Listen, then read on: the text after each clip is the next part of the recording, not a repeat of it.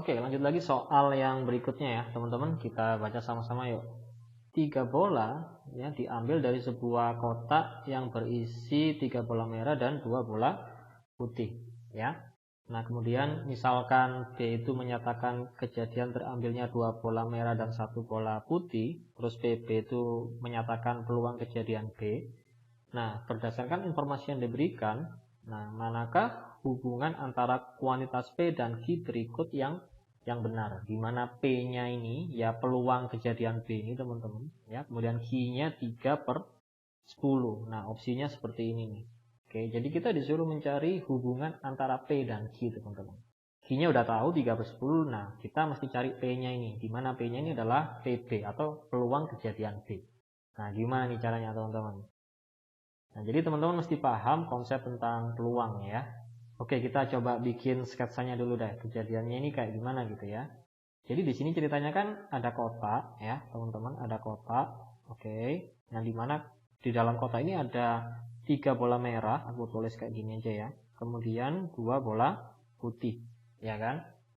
Nah, terus ceritanya ini kita mau ngambil 3 bola dari kotak ini gitu ya. Nah, gimana nih cara mencari peluang kejadian B ini gitu. Ya, ini kejadian B nih ya, terambilnya 2 merah dan 1 putih. Aku tuliskan kayak gini aja ya, teman-teman. Oke. Nah, berarti teman-teman mesti paham dulu konsep tentang peluang ya. Jadi peluang kejadian B ya, itu bisa kita cari dengan rumus gini, teman-teman ya. Banyak kemungkinan kejadian B dibagi dengan ya banyak seluruh kemungkinan atau sampelnya gitu, teman-teman. Ya. Nah, gimana nih cara mencari NB-nya ini, teman-teman? Oke, sekarang gini, teman-teman. Ini kan 2 bola merah dan satu putih kan? Ya. Nah, di sini di dalam kotak ini ada 3 merah terus 2 putih. Nah, berarti kalau kita mau cari NB, teman-teman, ya aku kasih garis di sini deh, ya. Jadi kalau kita mau cari NB, nah kita pakai yang namanya itu kombinasi, teman-teman. Ya, jadi ini kan banyak bola merah di kotaknya 3, terus ini kan 2 nih, ya. Nah, berarti kombinasi 3, 2. Oke. Nah, terus dikalikan dengan kombinasi ya 21 kayak gitu, teman-teman. Ya. Nah, kenapa kombinasi? Ya karena antar bola merah di sini dan antar bola putih di dalam kotak ini nggak dibedakan gitu, teman-teman. Jadi bola pertama, bola kedua dan bola ketiga ini nggak dibedakan gitu, ya.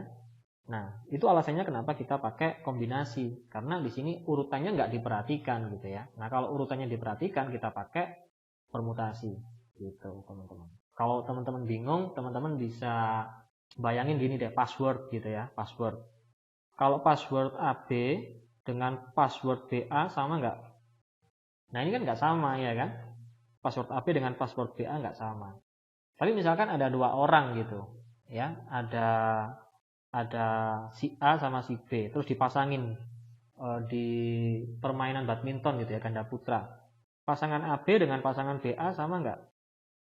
Nah, sama aja kan? Nah, ini kan 2 kasus yang berbeda nih ya. Sama tapi kalau yang ini dibedakan urutannya, kalau yang ini nggak dibedakan. Jadi ini dianggap satu aja kayak gini nih, teman-teman. Kalau ini dianggap 2 gitu. Nah, untuk kasus yang seperti ini kita pakai permutasi ya. Kalau yang ini kita pakai kombinasi gitu.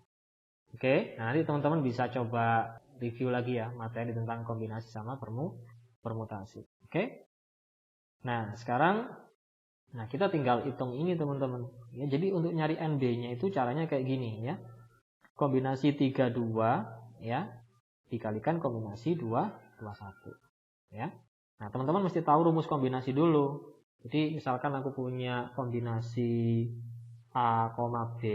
Nah, ini cara mencarinya adalah A faktorial per A min B faktorial terus dikali B faktorial. Nah, seperti ini, teman-teman. Nah, faktorial ini apa? Nah, jadi kayak gini contohnya. Misalkan aku punya 3 faktorial gitu ya. Nah, ini artinya 3 kali 2 kali 1. Oke. Nah, ini bisa juga aku tulis kayak gini, teman-teman. 3 dikali 2 faktorial ya. Karena 2 faktorialnya kan ya 2 kali 1. Oke, kayak gitu ya, teman-teman ya. Nah, sekarang baru kita hitung. Jadi ini 3 faktorial ya, 3 dikurangin 2 faktorial terus dikali dengan 2 faktorial ya. Ini juga gitu, 2 faktorial 2 min 1 faktorial dikalikan 1 faktorial ya. Jadi ini 3 kali 2 faktorial per 1 faktorial dikali 2 faktorial. Nah, terus dikali dengan ini 2 faktorial ya 2 ya teman-teman. Ini 1, ini 1. Oke. Coret-coret. Jadi ini 3 kali 2 berarti 6 ya. Nah, jadi NB-nya di sini adalah 6. Nah, terus kalau mau cari NS gimana nih caranya? Oke, ini aku hapus ya, teman-teman. Nah, kalau mau cari NS ya. Jadi NS ini kan seluruh kemungkinan kejadian kan. Nah, kalau teman-teman lihat di sini kan ada 3 bola merah dan 2 buah bola putih kan di kotak, ya kan. Jadi totalnya ada berapa teman-teman? Ada 5 kan, ya. Nah, terus mau diambil 3 kan? Ini ya, 3 bola ini kan, teman-teman. Nah, jadi kalau mau cari NS-nya itu ya kombinasi 5 5 3, teman-teman. Oke? Nah, jadi ini 5 faktorial terus 5 min 3 faktorial ya, terus dikali 3 faktorial ya. Nah, jadi ini sama aja dengan 5 kali 4 kali 3 faktorial gitu kan, per 2 faktorial 3 faktorial. Bisa coret. Nah, 2 faktorial itu kan 2 kali 1 berarti 2 kan. Nah, 4 bagi 2 itu 2. Berarti ini 5 kali 2 10. Nah, jadi ini 6 per 10. Nah, jadi ini 6 per 10, berarti hubungannya gimana antara P dan Q ini teman-teman? Ya, jelas ya, P-nya lebih besar daripada Q. Oke, seperti itu ya caranya ya teman-teman ya, bisa ya. Oke teman-teman, soal berikutnya ya, kita baca dulu yuk. Diketahui B sama dengan 2 kali C, kemudian D dikurangi D sama dengan 3. Apakah D bilangan prima? Nah, ini pertanyaannya ya. Putuskan apakah pernyataan 1 dan 2 berikut cukup untuk menjawab pertanyaan tersebut. Yang pertama itu D sama dengan 2C min 3. Yang kedua B dikurangi 2C sama dengan 0. Nah, gimana nih?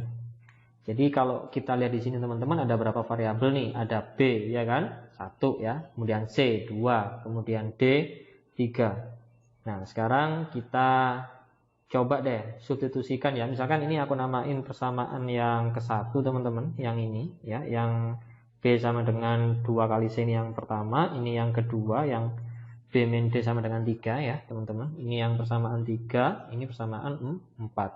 Sekarang kita coba substitusikan persamaan 2 dan 3 ya. Jadi D di sini aku masukin 2C min 3 ya. Oke. Jadi ini kan B dikurangin D kan teman-teman. D-nya aku masukin 2C min 3 ya. 2C min 3. Nah, ini sama dengan 3. Ini ya. Nah, ini minus ketemu plus jadi minus ya. Minus ketemu minus jadi plus. Sama dengan 3. Kalau 3-nya aku pindah sana berarti 0 ya. B min 2C sama dengan 0 atau B-nya sama dengan 2C. Nah, kalau teman-teman lihat sebenarnya persamaan 2 ini sama dengan persamaan 1. Ya, artinya apa? Artinya ya tetap kita nggak bisa dapat B, C atau D-nya teman-teman. Kalau akhirnya ini sama gitu ya dengan persamaan 1 gitu ya. Setelah kita substitusikan persamaan 2 dan 3.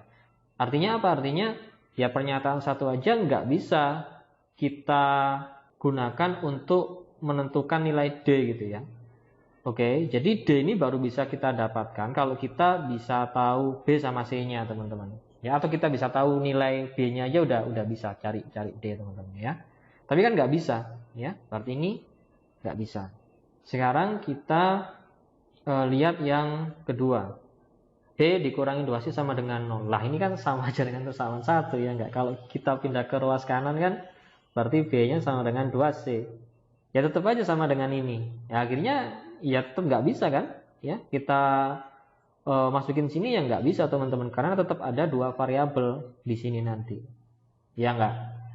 Nah, jadi persamaan 2 aja juga persamaan 4 ini juga kalau kita pakai sendirian dia nggak bisa gitu. Ya. Nah, sekarang kita coba substitusi dulu persamaan 3 dan 4 gitu ya. Jadi ini kan D sama dengan 2C min 3, atau aku ubah jadi gini teman-teman. Ya, aku ubah jadi gini deh.